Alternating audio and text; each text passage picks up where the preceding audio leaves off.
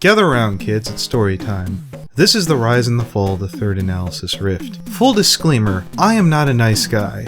I have a cow thread on 8chan, there's a horse news article about me, and recently there's an Encyclopedia Dramatical article about me. And while there's a lot of things wrong in there, on the upside, they're missing more than half of the rotten bullcrap I've pulled. Jim Fear, Toon Critic, and myself all had a giggle that they missed most of the juiciest of dirt. Why do I bring this up? Because while you listen to this story, there are going to be people out there that tell you I'm a bad guy. I'm a bad guy with this story. So let's get started. This happened a couple of months back, let's say about 7. This began back all the way before August. This is Fallen Wish, and some of you guys might know her through the analysis community, or Dr. Wolf, or Horse News. There are plenty of people out there who will tell you Fallen Wish is a fire-breathing demon. And as tempting and fanciful as that narrative would be in this story, it would be complete bullcrap. Fallen Wish had just risen to massive popularity in what one might call in a mini keyframe movement, a young, bright, energetic, charismatic girl filled with the will of 100 men, and had the power to brighten a lot of people's days. Fallen Wish actually put me in a call with Josh Scorcher, and if you know myself as well as Josh, that is no minor miracle.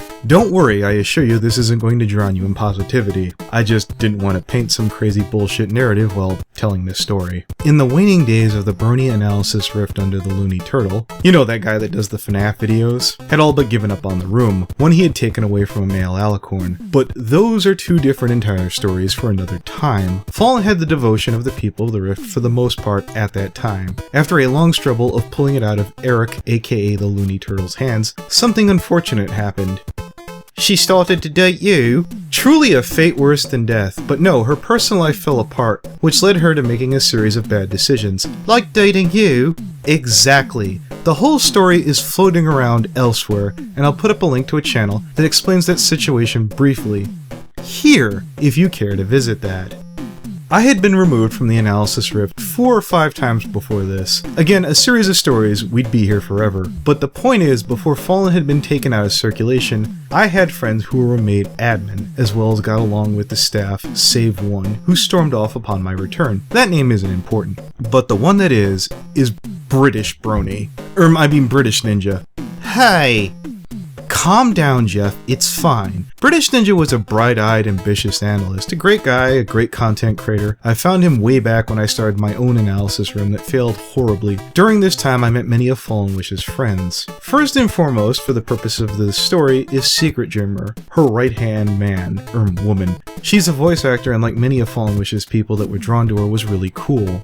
If you're listening to all this, you might find yourself confused, well, what the hell went wrong? And here it is. I'd been put back into the rift on a very short leash as someone who admittedly manipulates the situation. I've led to more drama than any other Brony in the analysis community among the analysts. They all know me by name, and a lot of it's bad. But effing ja, why do they put up with you? Glad you asked, Jeff, because I'm a lot of fun. Let me show you something. Back in the day, after Keyframe joined the Rift, we had a nickname for all of Keyframe's White Knights. We called them Keyframe's Knights in Beta Armor. I had this picture made by Ben Saint, aka Phantom Horn, from TBBB AP, to express the situation. Right after the bat, I was about to get banned, before they forgot about me when they started arguing about who looked the coolest in the picture.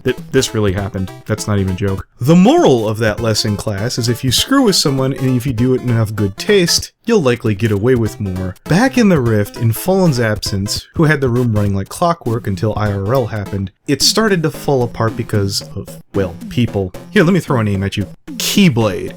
Keyblade is Secret Dreamer's ex-boyfriend, and regretfully, after his breakup, he whined at everyone and hit on everything with his skirt. And again, for me, despite being a complete asshole, I got along with a lot of people, those people including the Burning Donut, Reno Mills, British Ninja, and Golden Fox, who was an admin at the time. I drew together a combination of the staff and a general group of troublemakers to help remove the problem, instead of just lumping it. Oh no, that sounds rather unsavory and ungentlemanly-like behavior. Oh, it totally was. I got tired of someone whining and irritating my friends. And you stepped on him like a bug.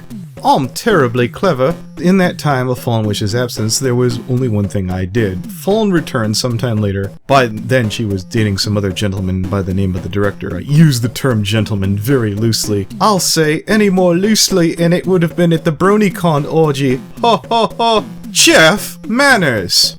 I'm sorry, I got carried away. I wanted to be one of the cool kids, I did. Well, you're not, and you never will be. So carrying on, Fallen's first bright idea was to put Keyblade back in. But we managed to get the room to vote on it, which pissed off Fallen because Fallen knows best. But Keyblade lost the vote, and Fallen for the moment backed off, not before doing what she does best as an admin. Yell at me and make me cry. That she did, Jeff. That she did. Fallen, honey, baby, sweetheart, that's my goddamn punching bag. Yeah! Wait a minute! For about 3 or 4 months she continued to fight this and scream at any mod who dared listen to me because I was a horrible manipulating monster to the Rift staff. I mean, I totally was, in the interest of full disclosure, but she couldn't prove it. A lot of times I worked with Fallen when she lit me because, again, in real life, her dog got sick, she had issues with money, having to move, and a bunch of other crap even my big mouth won't bring up. In fact, up until and on the day Fallen lost her mind and went off the reservation, myself and many of my peers were still helping Falling out. Now some of you might know that Fallen and Toon Critic had a scuffle, and even more oddly, I wasn't involved. The reason, the week that happened, one of my friends had a stroke and died, and honestly, I couldn't force myself to give a crap. If you want a point of reference, at the start of Catavenger's podcast, you can hear me alluding to, we're not going to talk about that right now. That day, British Ninja, myself, Golden Fox, and Postscript sat down with Catavenger to put on a good show and put the crap behind us even for a short while. I think I professionally did the right thing, but more than anything else, I think I just needed to focus on anything than what was going on. So if you're listening, Cat, thank you, and thank you to everyone else who was on that show. Crikey, I was on that show.